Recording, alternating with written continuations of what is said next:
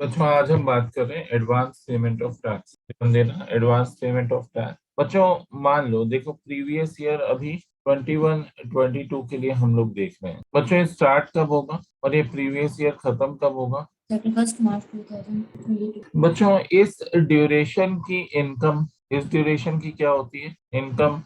ठीक है। और टैक्स कब पे करते हैं? मान लो हम इंडिविजुअल की बात करें तो रिटर्न ऑफ इनकम की एक ड्यू डेट होती है। बच्चों एक ड्यू डेट होती है किसकी? रिटर्न ऑफ इनकम की। इस ड्यू डेट तक हमें रिटर्न फाइल करनी होती है और हमें टैक्स भी पे करना है। ठीक है ना? तो इस डेट पर नॉर्मली क्या होती है? पेमेंट ऑफ टैक्स होती है। जो हमारी रिटर्न फाइल करने की ड्यू डेट होती है उस डेट तक नॉर्मली हम लोग पेमेंट ऑफ टैक्स करते हैं, जो परमिशन है एज पर लॉ, जो एज पर लॉ हमें परमिशन। अच्छा, ये जो नेक्स्ट ईयर में हम लोग पेमेंट ऑफ टैक्स कर रहे हैं, ये हमारा क्या हो गया? Assessment year. ये कौन सा हो गया? तो असेसमेंट ईयर 22-23 में हम प्रीवियस ईयर की इनकम के ऊपर टैक्स पे कर रहे हैं। देखते हैं कैसे, इधर ध्यान दें बच्चों।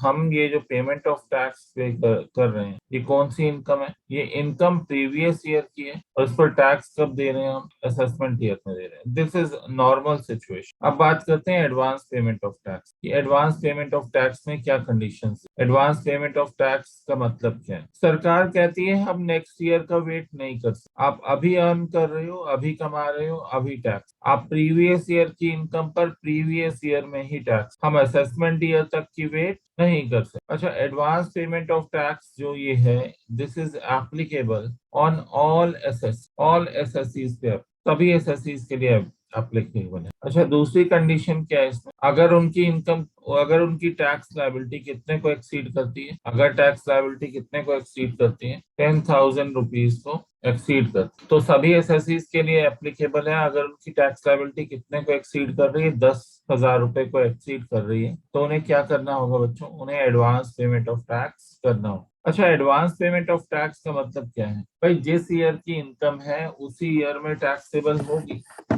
उसी ईयर में उस पर टैक्स पे करना होगा।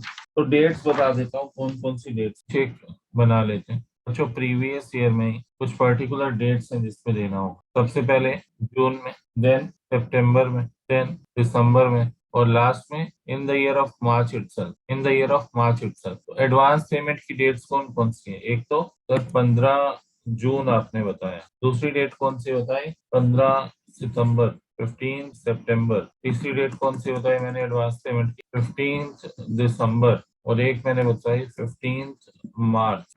बच्चों पर्टिकुलरली इन्हीं डेट्स पर क्या करना होगा? एडवांस पेमेंट ऑफ टैक्स करना होगा। सर थोड़ा सा गैप सेटल कर दूं, इसे और बढ़िया बना दूं। जून, सितंबर, ये बच्चों।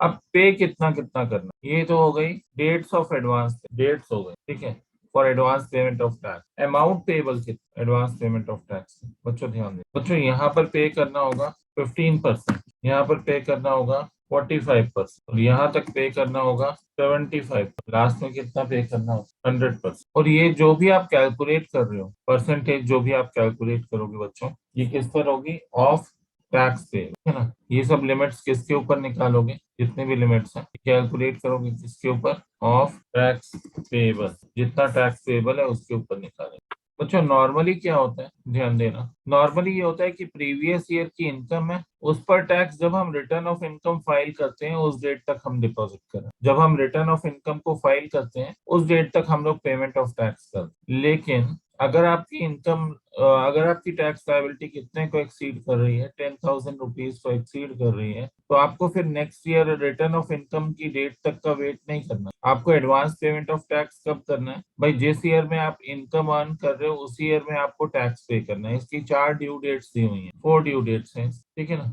तो 4 ड्यू डेट्स कौन कौन सी? एक तो 15 जून। अच्छा, इस डेट तक कितना टैक्स डिपॉजिट करवाना होगा? 3 जून तक। 15%। बिल्कुल, 15% टैक्स डिपॉजिट करवाना होगा। कितने परसेंट? 15%। अच्छा, 15 सितंबर तक कितने परसेंट टैक्स जमा कराना होगा? 45%। 15 दिसंबर तक कितने परसेंट टैक्स जमा करा डिपॉजिट करवाना होगा? 75%। और 15 मार्च तक कितने परसेंट टैक्स डिपॉजिट कराना होगा? 100%।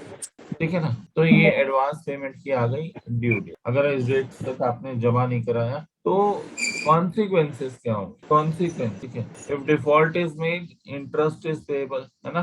अगर आप डिफॉल्ट करते हो तो इंटरेस्ट पेएबल होगा। चलो थोड़ी सी रीडिंग लगाते हैं फिर वापस आएंगे इसके ऊपर। देखो बच्चों, फर्स्ट क्वेश्चन क्या है, write a note on advance payment of income tax. Answer, as per section 207 every person shall pay tax in advance as per the provisions of advance tax. बच्चों मैंने क्या लिखवाया था, ऑल एसएससी। क्या लिखवाया था, ऑल एसएससी, ठीक है ना। यहाँ पर क्या लिखा है, एवरी पर्सन, एक ही बात है। Every person shall pay tax in advance as per the provisions of advance tax. That is, in general, every person should estimate his income. सभी persons की ड्यूटी बनती है, वो क्या एस्टिमेट करेंगे, इनकम एस्टिमेट करेंगे। Should estimate his income and pay tax. However, exact amount of income tax shall be calculated at the end of the year. बच्चों, हम स्टार्टिंग में तो एग्जैक्ट अमाउंट नहीं निकाल सकते, ठीक है, क्योंकि लेटर ऑन जैसे जैसे ईयर निकलता है कभी इनकम ज्यादा भी हो सकती है, कभी इनकम कम भी हो सकती है ना, हमेशा सेम तो नहीं रहती। तो हम स्टार्टिंग में एग्जैक्ट अमाउंट तो नहीं निकाल सकते क्योंकि इनकम तो वेरी करेगी ड्यूरिंग द ईयर। तो हम क्या करते हैं, एस्टिमेट लगा लेते हैं, उसके ऊपर टैक्स निकाल लेते हैं और उसके हिसाब से हम एडवांस पेमेंट ऑफ टैक्स करते हैं। अब ध्यान देना, कुछ एक्सेप्शन है, किस पर एप्लीकेबल नहीं होगा, कौन सी इनकम पर एप्लीकेबल नहीं होगा, ये भी अभी हम लोग पढ़ेंगे। एक senior citizen who do not have income under the head business profession. एक सीनियर सिटीजन है जिसकी इनकम, कोई इनकम नहीं है under the head business profession, भाई वो एग्जाम्प्ट है, उसे एडवांस पेमेंट ऑफ टैक्स नहीं करनी, ठीक है ना। किसको नहीं करनी, ये बच्चों, एक सीनियर सिटीजन है जिसकी कोई बिजनेस या प्रोफेशन से इनकम नहीं है तो वो एग्जाम्प्ट है from advance payment of tax. In this case बच्चों, अगर डिफॉल्ट करते हो तो वैसे तो ये इंटरेस्ट लगता है 234B और 234C का, लेकिन सीनियर सिटीजन के केस में, in this case, interest under section 234B and 234C shall not be payable, ठीक है, ये पेएबल नहीं होगा, but interest under section 234A shall be payable. Done, आगे देखते हैं। As per section 208, advance tax shall be payable during the financial year in every case where the amount of such tax payable by the SSC during the year is 10,000 rupees or more। बच्चों 10,000 रुपए भी covered है, मैंने वहां exceeds लिखा था, अगर 10,000 रुपए भी टैक्स लायबिलिटी है, ठीक है, तो वहाँ एक्सीड्स के साथ साथ 10,000 रुपीज और मोर लिख लेना, ज्यादा बेटर है, करेक्ट कर लेंगे उसे। कितना, अगर 10,000 रुपए भी है तो भी आपको एडवांस पेमेंट ऑफ टैक्स करनी है। एक्सीड कर रहा है तो करनी करनी है, अगर 10,000 रुपए भी है तो भी आपको एडवांस पेमेंट ऑफ टैक्स करनी है। नेक्स्ट पॉइंट देखते हैं। An assessee has to estimate his current income. पहले उसे अपनी करंट इनकम को एस्टिमेट करना होगा। बच्चों ईयर एंड तो अभी हुआ नहीं, करेक्ट इनकम, एक्यूरेट इनकम तो होगी नहीं अभी आपके पास, तो आप क्या करोगे, एस्टिमेट लगाओगे एडवांस पेमेंट ऑफ टैक्स के लिए, फिर पे करोगे advance tax thereon. He need not submit any estimate. बच्चों उसे कोई कैलकुलेशन देने की जरूरत नहीं है, आपको टैक्सेशन डिपार्टमेंट को कोई एस्टिमेट बनाकर देना नहीं है, कोई स्टेटमेंट बनाकर नहीं देनी है असेसिंग ऑफिसर को, भाई आप खुद कैलकुलेट करो। कैसे, खुद कैलकुलेट करो, ठीक है ना। सभी बच्चे इधर ध्यान देंगे, बस कुछ बच्चों की वीडियो में फैन दिख रहे हैं, हाँ जी, यस बच्चों। तो एक एग्जाम्पल लेंगे अभी, उससे पहले ड्यू डेट्स देख लो। बच्चों 15 जून तक कितना डिपॉजिट कराना होगा, 15% ऑफ टैक्स पेएबल। 15 सितंबर तक कितना डिपॉजिट कराना होगा, 45% ऑफ टैक्स पेएबल, ठीक है। और 15 दिसंबर तक कितना डिपॉजिट कराना होगा, 75% of tax payable.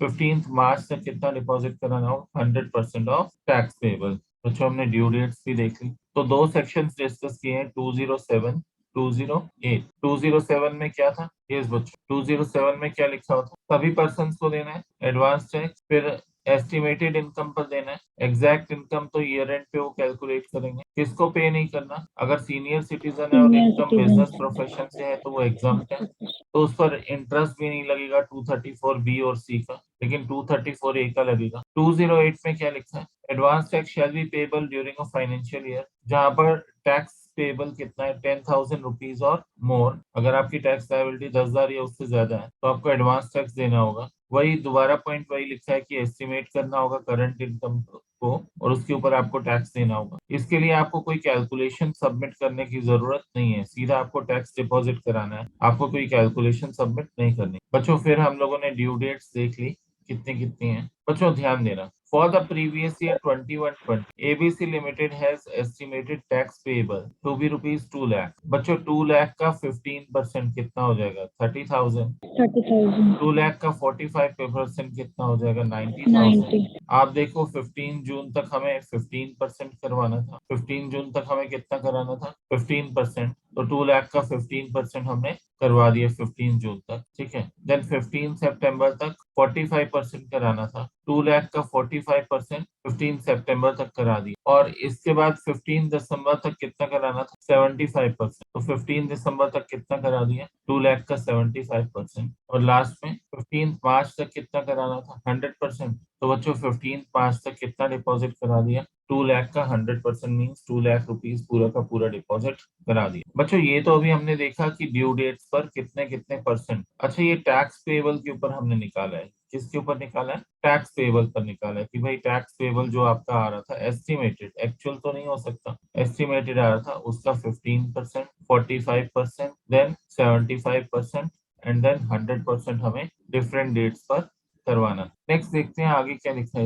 If the last day for payment of any instalment of advance tax is the day on which the receiving bank is close. मान लो लास्ट डे आप डिपॉजिट कराने गए और रिसीविंग बैंक क्या था? क्लोज था। The assessee can make the payment on the next immediately following working day.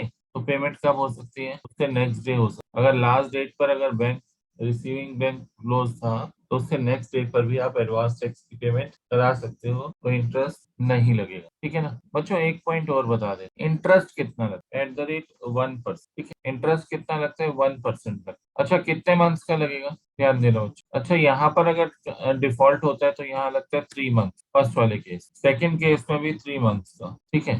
तो सब में 3 मंथ्स का लगेगा ना? नहीं बच्चों, लास्ट केस में 3 मंथ्स का नहीं लगता। सर कौन से सेक्शन में लगेगा ये बता रहा हूँ। अच्छा, तो अगर डिफॉल्ट होता है पेमेंट में तो इंटरेस्ट कितने कितने मंथ्स का लगेगा? 3 मंथ्स का लगेगा, ठीक है। और लास्ट मंथ में 1 महीने का लगेगा। 1 मिनट केस बच्चों अगर हमारी टैक्स लायबिलिटी एक्सीड करती है, ठीक है ना, 10,000 मतलब 10,000 रुपये या उसको एक्सीड करती है, तो हमें एडवांस टैक्स देना मैंडेटरी है, कंपलसरी है, ठीक है। अच्छा, इसमें रिलैक्सेशन भी है। रिलैक्सेशन के बारे में बात करूंगा। जैसे यहाँ पर लिखा तो 100% हुआ है, लेकिन अगर आपने 90